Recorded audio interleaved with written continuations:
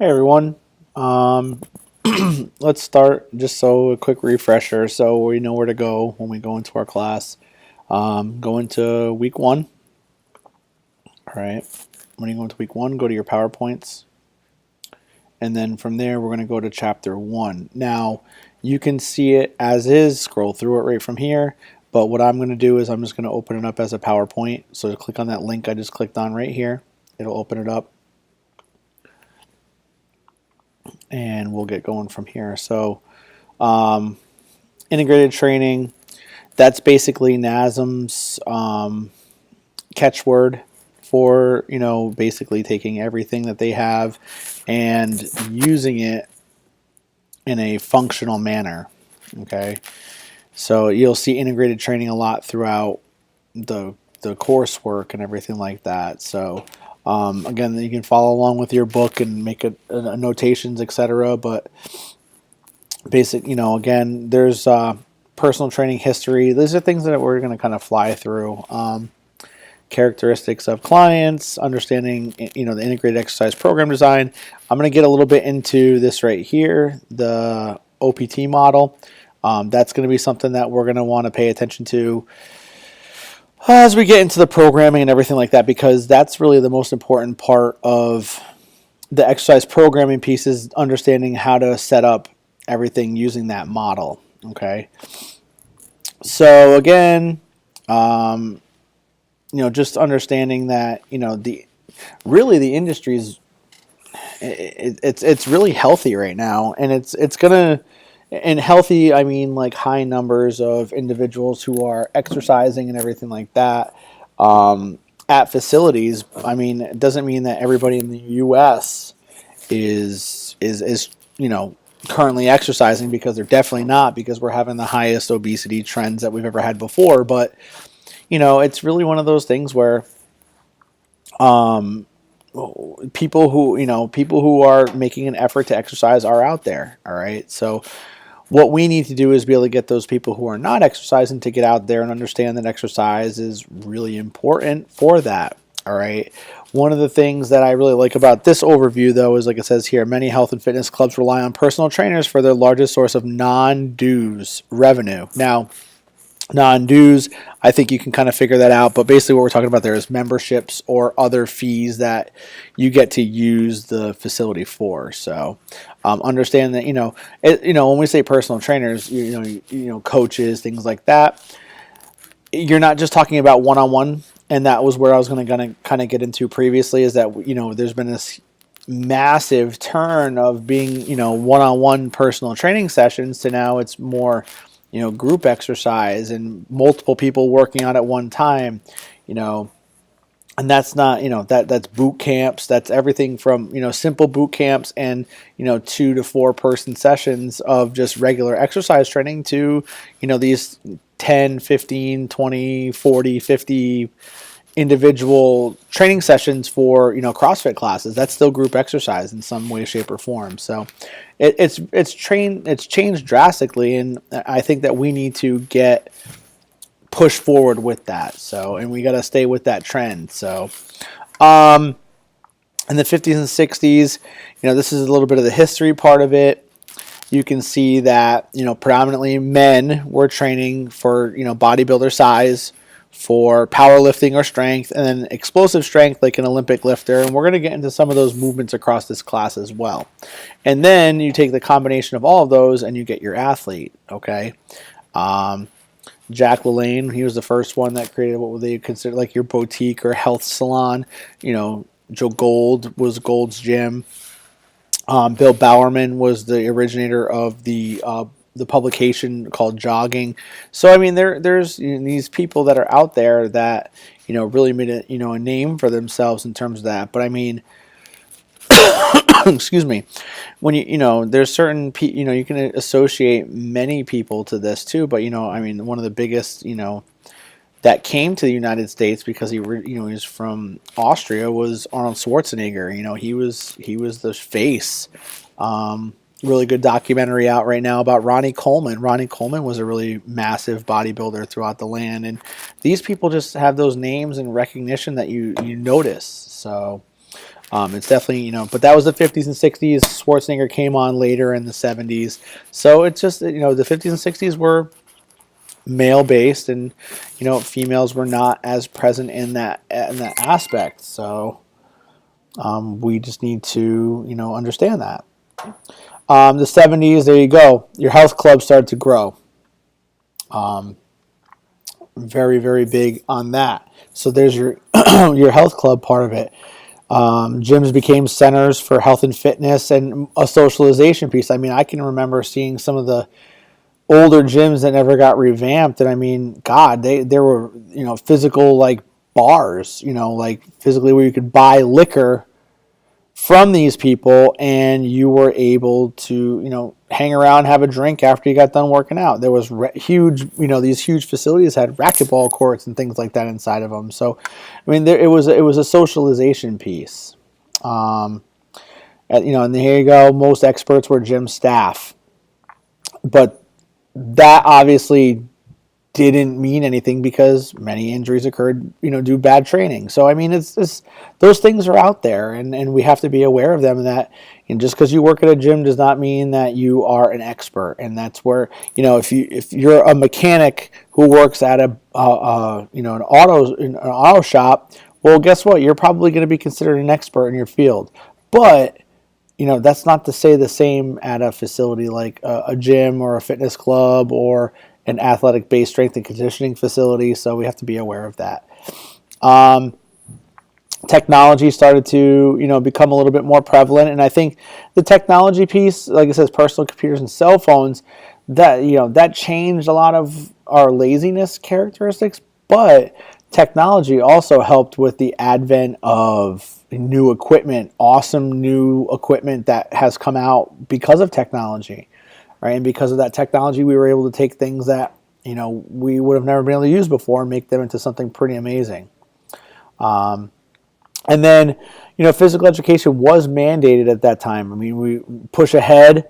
Physical education is not as mandated. And I don't want people to think that, physical education is going to get chopped across the land, because that was the scare, in the early 2000s, was that, the arts and phys ed were going to become chopped completely. And now it hasn't been completely, eliminated, but at the same time, it's still there. It's still there. It's not as strong as it could be, and it's not as prevalent or present in schools, but it's there. So we haven't lost that bout yet, but we just need to get more of it, which is the upsetting part. Again, there are many causes. You can't blame this solely on technology, but chronic diseases like diabetes and heart disease, they're out there and they're running rampant, and they're running rampant in the large community. And by large, I'm referring to the overweight, particularly obese situation. So we have to make sure that we're taking care of ourselves. Now, I'll say this to you now, and I'll say it to you again, is that, in my term, when I was a trainer and when I was working, within studios and even with my athletes, if I could, athletes are a little bit different. They need a little bit more specialization, but my goal was to get somebody to come to me. They were going to learn for 3 to 6 months, and then they would be able to do it on their own, and then maybe come back, every so often for a refresher or some new ideas or things like that. That was my goal. Now, that sounds kind of crazy, because you're like, well, how's that supposed to keep money in your pocket? Well, when you're in a business like that, obviously those people understand what you're trying to do, and then that person tells another person, and that person tells another person, and word of mouth, that becomes a massive thing. So understand that these people need to get into, as much as we want our people to stay in there. Well, if they're doing the job on their own, that shows that they've made these behavior modifications that have helped them to kind of offset this potential risk of disease. So, look at the bottom characteristic there. Chronic disease accounts for 70% of all deaths in the U.S. I mean, if that doesn't cause an alarm or a cause for concern, then I really don't know what else is. So, just be aware that it's out there and it's not going anywhere. And really, unfortunately, it's a job security mechanism for us, which is great, but at the same time, I don't want somebody dying out there simply because they're not healthy. I'd rather not get $50 to $75 to $100 a training session from somebody simply because of that factor. I want these people to be healthy. Everybody wants everybody to be healthy, and if that means that we have to go to extreme measures, then so be it. So, based off of 2006, which is still it seems a little outdated, but it's still, this is a scary statistic as well. 5 out of the 6 leading causes of death were from chronic disease. Obviously, you can see that that's a massive percentage. All right, 57% by cardiovascular disease and cancer alone. Cardiovascular disease is still the number one cause of disease. Cancer is a close second. Last statistical numbers, I think it was like 28 and 24 or something like that. So they were very close. I could be off in those numbers, but they're still within about 5% of each other. So cancer's coming up, and again, you don't wish that upon anybody. So 80% could have been prevented with a healthy lifestyle, which is scary.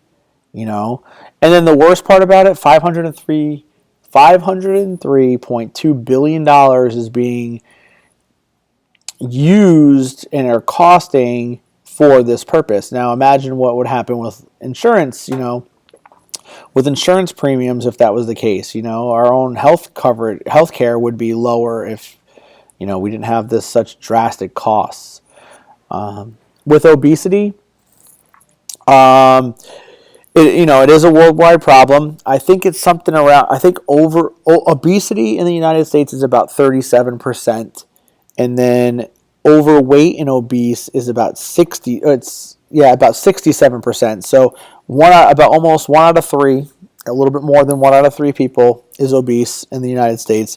And then 2 out of 3 is either overweight or obese. Now, we're looking at it here, desirable measures, 8.5 to 24.9 on the BMI scale. Now, a quick way to do your BMI, and I'll just kind of pop it down here, if you wanted to do it for yourself, is your weight in pounds divided by your height in inches. I can't type. And that's going to be squared. So if we put the little number up there, we'll go like this, bang. All right. And then multiply that number by 704. All right. That's a quick way. That's a quick way for you to be able to establish your BMI and see where you fall, or if you're working with your mom, dad, brother, aunt, uncle, sister, it doesn't really matter. All those people you can determine their BMI and see where their risk categories are. Above 25, so 25 to about 29.9 is considered overweight. And then if you figure out that number and it's 30 and above, you're in some classification of obesity. All right. Some of you probably remember from previous classes the ranges, but we'll talk a little bit more about those as the time comes. There it is. 66% of Americans over the age of 20 are overweight, and 34% or 72 million are obese. So that number's changed a little bit slightly. This information is not outdated. It's just been skewed a little bit since then. But the scary part about all this is the highlighted piece right here. The fact that 9 million kids, youth, are overweight, obese. That's really a cause for concern, because you're talking about type 2 diabetes becoming more present in younger children that shouldn't have to worry about that. So diabetes is a concern. Cardiovascular disease that should be seen in the late ages is being shown. Metabolic syndrome is there, and that can be, horrible for the whole system. So it's a really scary time and place for this to occur. So there's your overweight, like I was talking about, 25 to 29.9. 25 to 30 pounds over the recommended weight for their height. So if you were to find a chart that gives you a recommended height for your weight, if you see that you're plus 25 or 30 on that, you're talking about overweightness. There's your overweight problems, cardiovascular disease, osteoarthritis, and then obviously a decrease in quality of life, meaning that you just don't feel good when you move around. Other chronic disease, high cholesterol.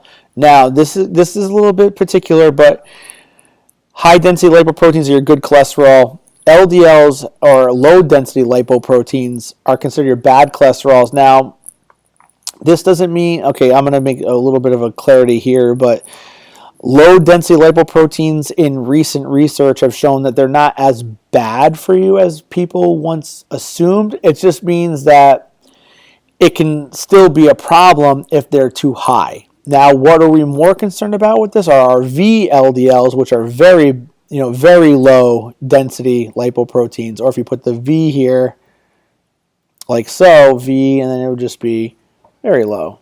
Okay, those are the ones that are we really need to pay attention to and be scared of.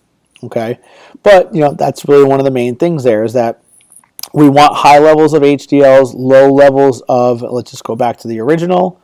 Let's go back and one more. There we go. If we go back to that, LDLs we want to have, under 100 if possible. Okay, one of the things that doctors are looking at a little bit more now are also something called ratios, or HDL to LDL ratios, and we want to make sure that that's within a certain range as well. All right, one of the other bad parts of that is our triglyceride numbers. If you look at your triglycerides and they're above 150, you're starting to get into an at-risk category. Our triglycerides, we want to have them below 150 milligrams per deciliter. That's what we're looking at there. Okay, that's what our numbers need to be down below. HDLs, the optimal number is above 60. Healthy is considered 40 and above. Low density, like I said earlier, is below 100. All right, anything below 100 is what we're looking for there. So high cholesterol. Now this is a little bit different. This is total cholesterol. A healthy total cholesterol level is less than 200. Right, and then you obviously have your 2 to 239 and then your 240, which is a really scary aspect there. But the problem that I have is this right here. 50% of adults in the U.S. have a total cholesterol over 200. So that's putting you into a really at-risk category there, and that could be a problem as well. Diabetes mellitus, they say blood sugar. In the exercise science world that we live in, we want to see blood glucose. That's a better, more, but that's more of the common name is blood sugar. We want blood glucose because that's what we have for energy production. Normally, depending upon the type, there's either a lack of production or you're not making enough insulin, or insulin is just not used efficiently and effectively to do its job. All right. Now, type 1, insulin dependent. Type 2, non-insulin dependent, meaning that type 1 requires insulin to be able to shuttle blood glucose to be either stored or used. And then type 2 is non-insulin dependent, meaning that insulin is either not required, or it may be, depending upon your situation, but it's usually not doing its job because it's still there. It's still present, it just can't work effectively. And what you become is what we would call insulin resistant, all right, meaning that your body is resisting insulin and what it's supposed to be doing. All right, type 1 is also called juvenile diabetes. The pancreas, which is where you'll find your alpha and beta cells, all right, for use. Your beta cells are your insulin, and they're not producing it. So therefore, glucose can't get into cells, it can't do its job effectively, and therefore you have elevated blood glucose levels, causing you to have symptoms and issues that can happen. So what you have to do is you either have to get insulin injections, or you have to get a pump that might be installed into your body, whatever it may be. Okay. Type 2, or what we would consider adult onset. Now, that number right there at the really end is really the scary part about that, 90 to 95%. And if you look at current literature from 2010 and newer, or to get closer to this date, we're talking about 95%, not 90 anymore, about 95%, which is a substantial number. All right. It's the most common of the types. So what's going on? Like it says there, adequate amounts of insulin are produced, but you're resistant to it. Like I said, insulin resistance. All right. And so therefore insulin cannot be brought. It basically what's going on, like, it's you can't get adequate amounts of glucose into the cell because glucose is not binding to that insulin to be carried, all right? And so because of that, you're resistant to it, and therefore blood glucose levels rise. And normally with that, it's more of a medication aspect. It's usually, metformin is one of the more common ones that you're going to find with diabetics, and that's going to do what insulin is supposed to do and transport glucose to where it's got to go, all right? More than 80% of patients with type 2 diabetes are overweight or have a history of weight gain, and that really, really is going to be a challenge for them. Weight regain is usually one of the worst things, and usually, if you know people or others, once they lose weight and then they regain weight, normally they regain weight higher than what is typically out there. So we have to be aware of that. And so we need to make sure that we take the proper precautions, that once someone's losing weight, we have to give them the right amount of exercise to make sure they don't have the weight regain, which can be some more severe. But there's your damages right down there. Type 2 diabetes can cause nerve damage.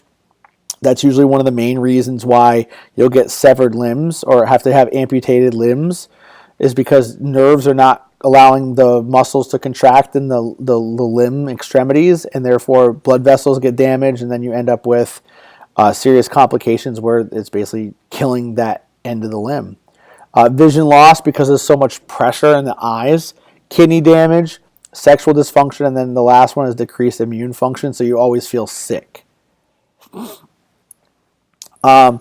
So that's just, that's one of the special populations. Another one is the aging population. And, you hear newspapers and other online sources, things like that, talk about the baby boomer generation. And the baby boomer generation is really, it's elevating. All right.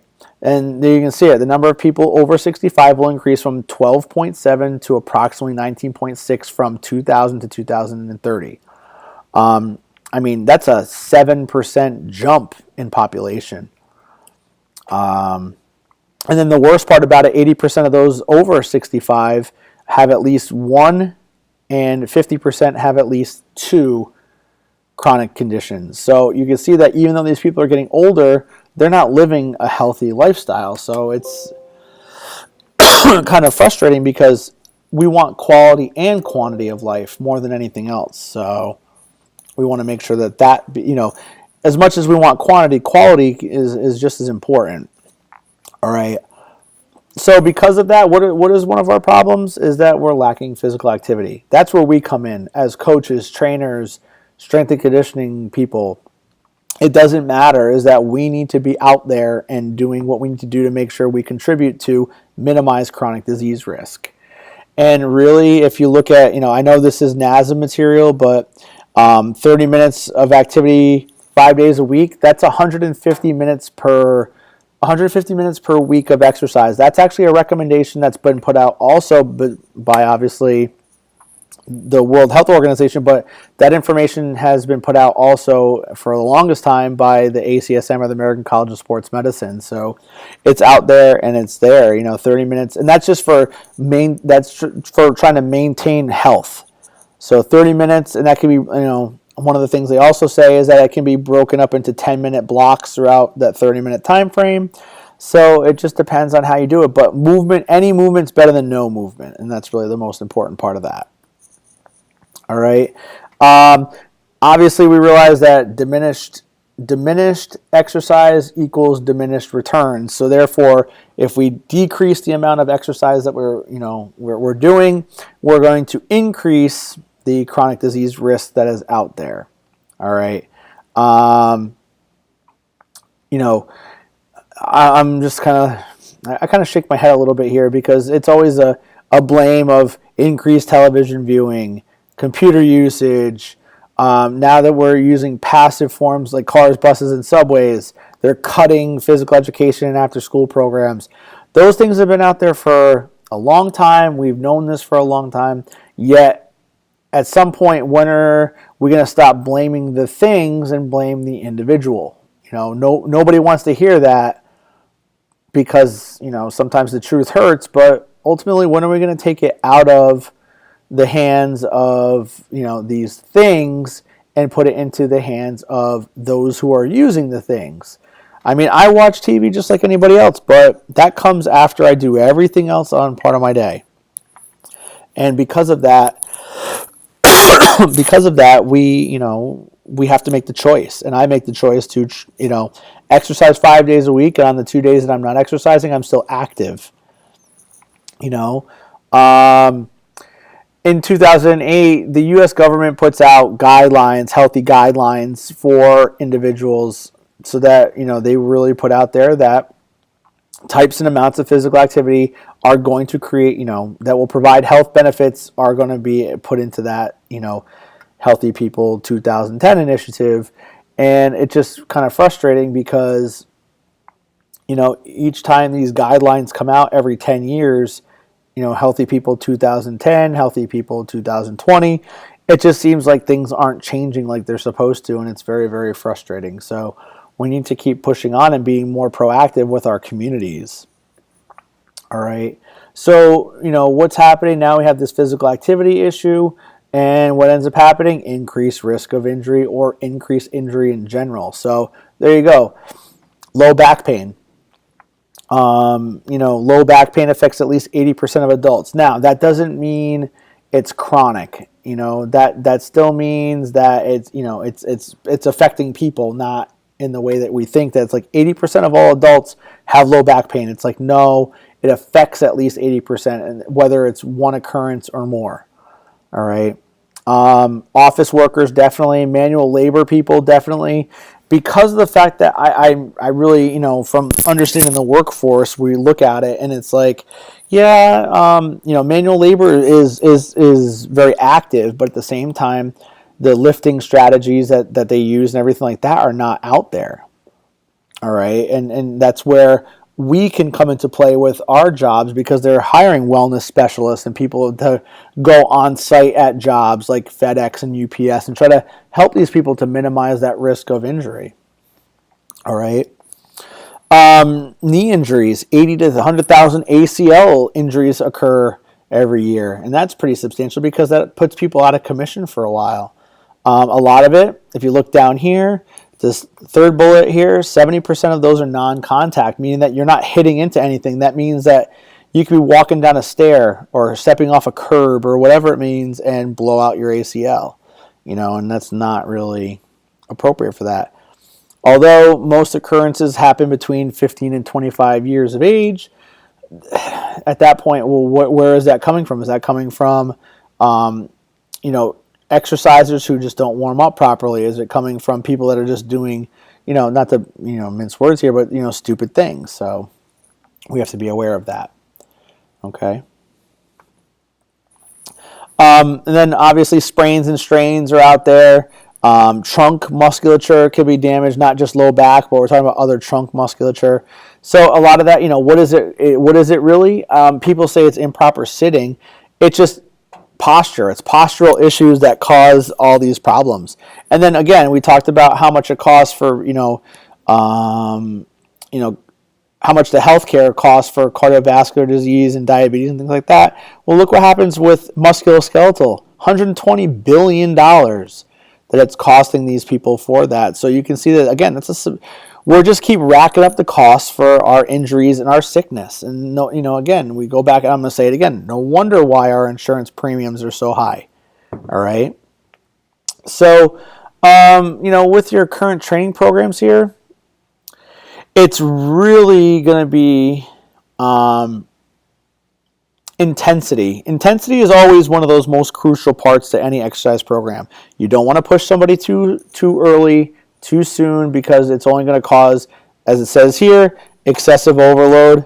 At the bottom here, excessive overload. So that's one of the concerns that happens. And what happens when you go too hard too soon is this right here, this whole statement.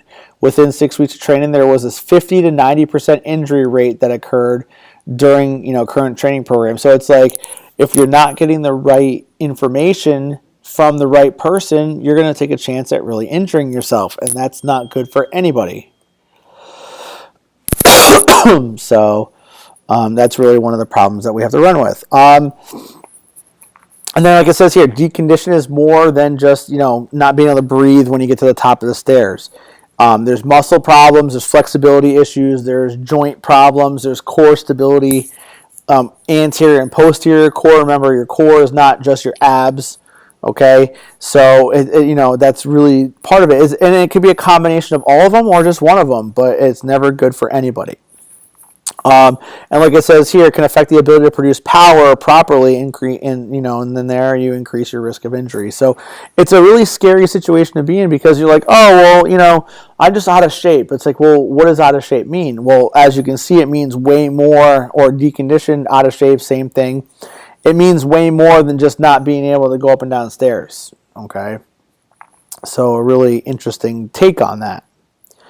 So, what's the problem that these current training programs are not taking into consideration? This word is going to come up a lot, multi-planar movements, and what we're talking about there are obviously motions that are not just in the sagittal plane. Okay, so we'll talk about planes of motion in a couple of chapters here. But again, sagittal, frontal, transverse, we want to use and incorporate all of them because of that second part right there. You're going to end up with a full muscle action spectrum and what we call a proprioceptively enriched environment, meaning that your body can detect where you are in space at all times and know how to move accordingly with the right muscle actions. Okay, so we're not taking those things into consideration. We're basically skipping over those things because we just assume that it's one way. I don't really want to say even assume, but there's a lot of factors that show that these are the only ways that we can move, and so therefore everybody kind of just does that one thing. Okay. So what do we want to do in the future? And then you, as the future professional, you want to design programs that take into consideration everything, because everything should be individualized. Even when you're working in group exercise, you still need to take into account the individuals that are within your group. Okay, so what do you got to take into consideration? The person themselves, the environment that they're going to be in, and then the tasks that need to be performed. All right. If you're working with someone who is a garbage worker, you're going to train them very differently than someone who is an office worker. All right. So we have to be able to do that. Well, like I was saying previously, there's this what we call optimum performance training model, or the OPT model that NASM uses, and I've tried it before in the past, and it's very successful. And it's a really good way to progress people from where their current state of fitness is all the way through until the very end. So kind of like what I was saying before, integrated training is being more functional, being able to take into account multiple aspects of things. And this is where it lives right here. You have your flexibility routines, you have your cardiorespiratory training, you have core. Again, not just abs, we're talking about front and back, and up and down. Because again, if you were to look at most exercise science textbooks, the core really runs from above the knee to below the sternum. Okay.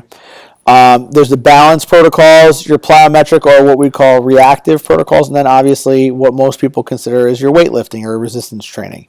That's an integrated training process for what we consider our OPT model. When again, it makes it integrated, it's taking into account all forms of training and putting it into use into one.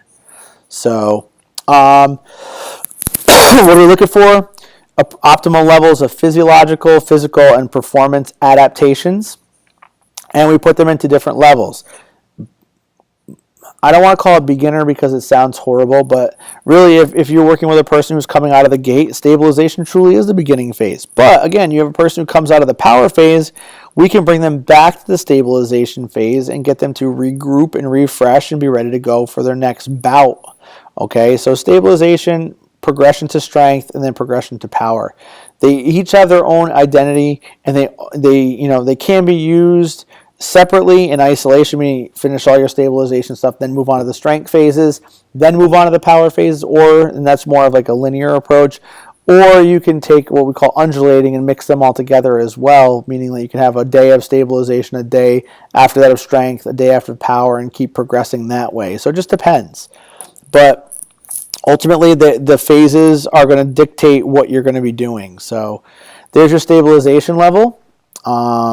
What are we trying to do? Create stabilization strength and develop what we call optimum neuromuscular efficiency, meaning that we want the muscles and the nerves to talk to each other in the best way possible so that we can move effectively. So let's put it this way. If you're laying down on a bench and you have 10-pound dumbbells in your hand and you've never worked out before, you're going to get fatigued pretty quickly, right? And we assume that that's lack of strength. Well, obviously that's one of the things, but it could be also a problem with, the neuro or the neurological side of things. So, you're watching that person. You ever seen someone who is putting up the weight and they start shaking profusely and the weights don't move evenly? Well, that's a sign of neuromuscular inefficiency, meaning that the movement patterns are not what they're supposed to be because the nerves are not talking to the muscles the way they're supposed to be. So therefore you have a non-uniform, unsynchronized, very horrible movement pattern. And so what we do is we try to get those movement patterns to get better through the talking of the nerves to the muscles and make it so that you can move better. All right.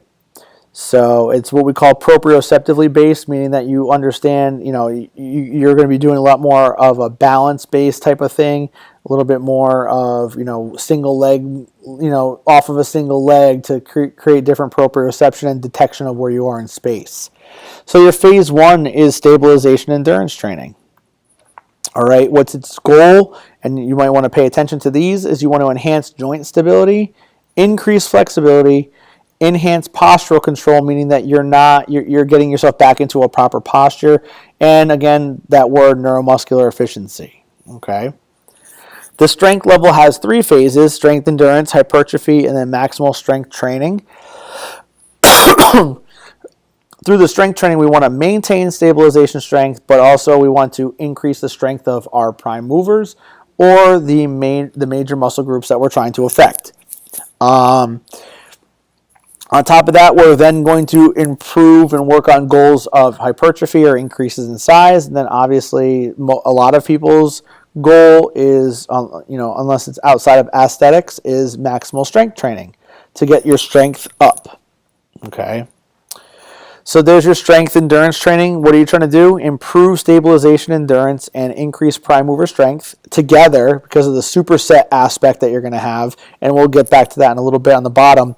And you want to improve your overall work capacity, meaning you can do more in a training session than you did previously, meaning the volume is going to go up. You're going to enhance joint stabilization, and you're going to increase lean body mass or muscle. Okay, but it's not just muscle. It could also be increases in bone. It could be increases in ligamentous and tendinous tissues and cartilage. Okay, so again, there's the strategy there with your resistance training is to superset a strength motion followed by a stabilization motion. So they give you an example there, and I'm not huge on stability balls, but I mean, it's still a way to do it, is you do a bench press and then you move and you superset, so you go right into a stability ball push-up, okay, or something along those lines. But it's going to be a strength motion followed by a stabilization motion. Hypertrophy, there's your goal of increasing muscle mass. And as it says here, it's optional depending upon the client's goal. Well, even if you're going to progress and move into the strength phase, it's still good to increase the amount of muscle mass that you have, because that just means the more muscle mass is going to move better, and it's going to only make that muscle that you've gained or grown stronger. Okay, so it is an optional goal. If some people might want to stay in phase 2 and that's where they're comfortable. Some people might want to gain some size, and then others might want to, again, optional depending upon the goals. But what are we trying to do here? Now that we've built some size, we're trying to increase motor unit recruitment. Now, again, a motor unit is the nerve or nerves and the muscle fibers that are activated by that. So we want to increase the amount of recruitment patterns. The heavier the weight, the more motor units we have to call upon. Increased frequency of motor unit recruitment, so how often it's firing, and then you want to improve peak force. Okay, so again, if your people are not looking to go this route, well, then we wouldn't go this far. But again, you may have people that want to progress to this level, and then obviously the power level is going to be seen as they don't have it there. Okay, but it's going to be seen as you don't want to get to a power training level and get to this block of training unless you have already gone through your stabilization and hypertrophy and power stages. Okay, but what's the main goal here? We want to increase the rate of force production. So we want to increase speed, and we want to increase power. And make things. We want to basically make things move faster. Okay, that's ultimately what power is all about. All right, so enhanced neuromuscular efficiency, we want to increase the rate of force production or power, and then we want to be able to enhance what we call speed strength. All right, speed strength. We want to be able to use, whatever weight we can and move it as quick as possible. So, NASM does it a little bit differently, but what they do is they do supersets again. They do a strength followed by a power. So, again, a barbell squat, and then you do some squat jumps immediately after. And then trying to do that becomes very, very challenging. So, it's going to be one of those things where a superset always wears you down anyway. But again, following the right protocols, you'll be all set with that. Okay. So again, the future chapters are going to be able to explain how to implement all aspects of the OPT model. Those are just the levels that we're talking about there. We're gonna break down your assessments. We're gonna break down flexibility, cardio, core. We're going to break down balance, plyometric, and SAQ, or speed, agility, and quickness training. We're going to get down into a little bit more resistance training, and then eventually, take all that and put it into a complete training design. But we're going to kind of do program design throughout the class and the course anyway, so that you can start to develop ideas of what a true full program should be all about. And then, obviously, exercise modalities we're going to talk about consistently throughout class. Okay, but again, just trying to make sure we understand each of these blocks and everything like that. So, chapter 1, again, follow through. Make sure if you have any questions, to please ask. If you have to go back and rewind and go back to certain parts, please do, because this, again, if you go back and look in your book, this presentation should be able to help you to kind of review and revamp your ideas and theories of what's going on. All right. So this is chapter 1, again, the scientific rationale for integrated training. In a little while, this will be put up onto your Blackboard site. It'll be up on YouTube, hopefully by the time it downloads in less than an hour, hopefully. And then we'll go from there. So other than that, have a great day, and we'll talk to you guys soon.